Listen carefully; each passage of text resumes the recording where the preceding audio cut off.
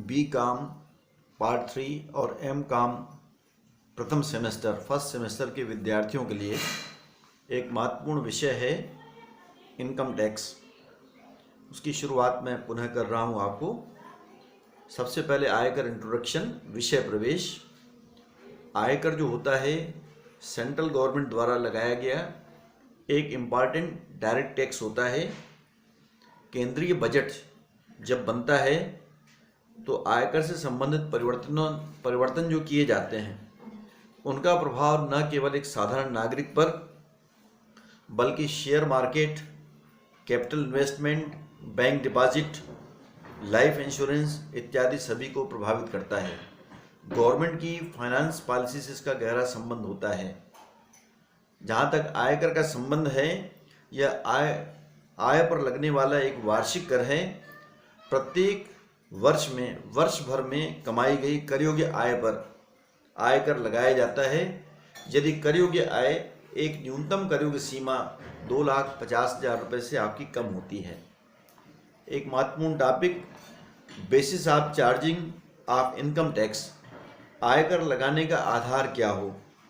तो एक करदाता की गत वर्ष की कुल आय पर कर निर्धारण वर्ष में आयकर देना होता है यदि उसकी कुल आय न्यूनतम कर योग्य सीमा मिनिमम टैक्स लिमिट 2.5 लाख रुपए से ऊपर होती है।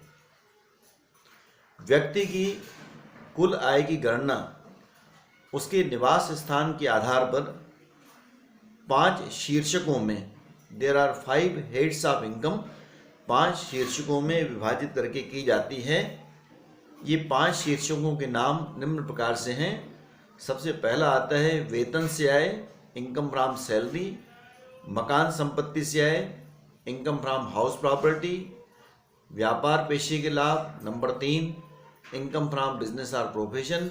नंबर 4 कैपिटल गेन, पूंजी लाभ। और 5वां होता है अन्य साधनों से आय।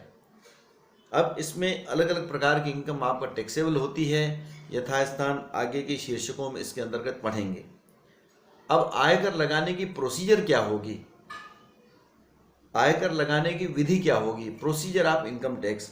तो सबसे पहले हर शीर्षक के अंतर्गत कुछ इनकम आपका टैक्सेबल होती हैं, कुछ इनकम आपका एग्जेम्प्टेड होती हैं और कुछ कटौतियां मिलती हैं।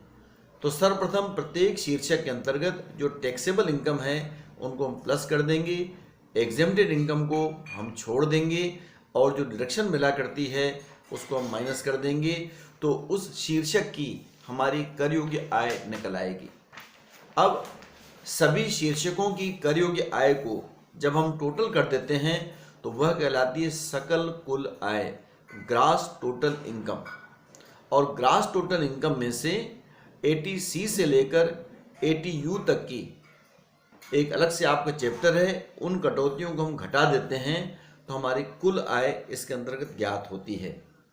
और इस कुल आय, यह कुल आय यदि न्यूनतम कर योग्य सीमा 2.5 लाख रुपए से ऊपर होती है तो उसमें हमको निर्धारित दरों से टैक्स देना पड़ता है।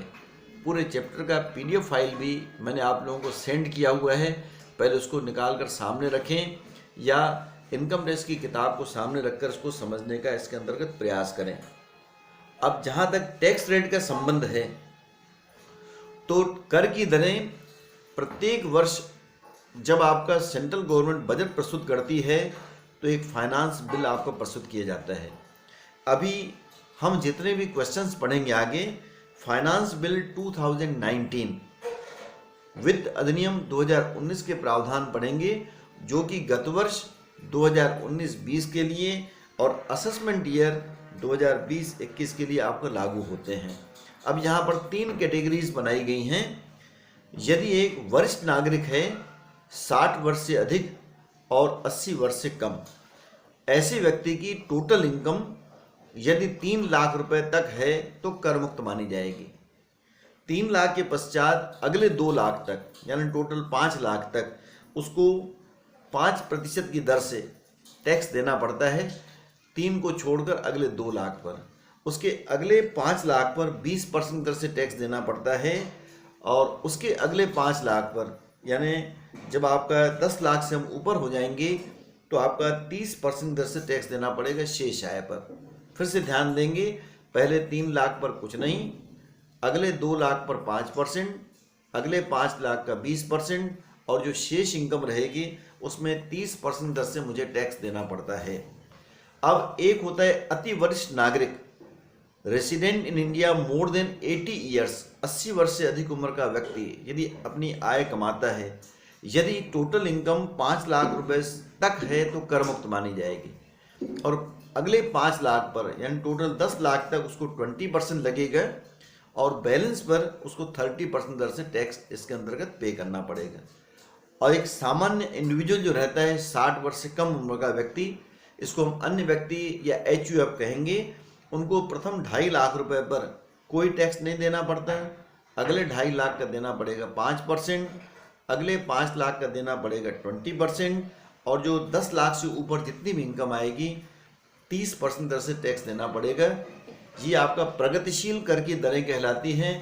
जैसे जैसे आपका इनकम बढ़ती जाएगी उसके आधार पर कर भी आपका बढ़ते जाता है। ये सामान्य दरों से कर, ये पहला इसके अंतर्गत पॉइंट होता है। 3 मैंने नागरिक बताए, विशिष्ट, अति विशिष्ट और सामान्य नागरिक। उसके बाद कुछ विशिष्ट दरों से हमको टैक्स देना पड़ता है। धारा 111A में वर्णित अल्पकालीन पूंजी लाभ, short term capital gain under section 111A, आगे चल के कैपिटल गेन में पढ़ेंगे, मुझे 15% दर से टैक्स देना पड़ेगा। लॉन्ग टर्म कैपिटल गेन जो दीर्घकालीन पूंजी लाभ होता है उसमें 20% की दर से टैक्स देना पड़ता है। और आकस्मिक आय जो कैजुअल इनकम होती है, लॉटरी की इनकम, घुड़दौड़ की आय, इसमें 30% दर से टैक्स हमें देना पड़ता है। अब आगे इसके बाद आता है रिबेट अंडर सेक्शन 87A, धारा 87A के अंतर्गत कुछ छूट मिलती है। यदि भारत में कोई व्यक्ति आपका रेसिडेंट है, रेसिडेंट की क्या मीनिंग होती है आगे चल के पढ़ेंगे। एक व्यक्ति की टोटल इनकम यदि 5 लाख रुपए से अधिक नहीं है तो देय कर में से 12,500 रुपये तक की 87A के अंतर्गत कटौती मिल जाती है। जैसे मान लो किसी की इनकम 5 लाख है, ऊपर मैंने बताया 2.5 लाख पर कोई टैक्स नहीं लगेगा, और जो अगला 2.5 लाख बचेगा उसमें 5% टैक्स लगेगा, तो ये होता है, हो जाता है 12,500। 12,500 में से 12,500 की 87A की छूट घटा देंगे तो 5 लाख रुपए तक किसी व्यक्ति को कोई टैक्स नहीं देना पड़ता। इसके बाद आते हैं सरचार्ज या अधिभार। यदि व्यक्ति की टोटल इनकम 50 लाख रुपए से अधिक होती है तो 10% दर से अधिभार लगेगा, सरचार्ज लगेगा। यदि इनकम 1 करोड़ से ऊपर है तो 15% दर से आपका सरचार्ज लगता है। यदि इनकम आपका 2 करोड़ से भी अधिक है परंतु 5 करोड़ से अधिक नहीं है तो 25% दर से अधिभार लगेगा, और किसी की इनकम यदि 5 करोड़ से ऊपर है तो 37% अधिभार इसके अंतर्गत लगेगा। अधिभार का मतलब होता है टैक्स के ऊपर टैक्स, जो टैक्स लगा है उसके ऊपर आपका टैक्स इसके अंतर्गत लगता है। और सीमांत राहत जो रहती है वो आपका 89(1) के अंतर्गत मिला करती है। शिक्षा उपकर जो है आयकर और अधिभार की राशि का 4%, आयकर में अधिभार की राशि को जोड़कर शिक्षा उपकर के रूप में, एजुकेशन सेस के रूप में 4% दर से मुझे टैक्स देना पड़ता है। Thank you.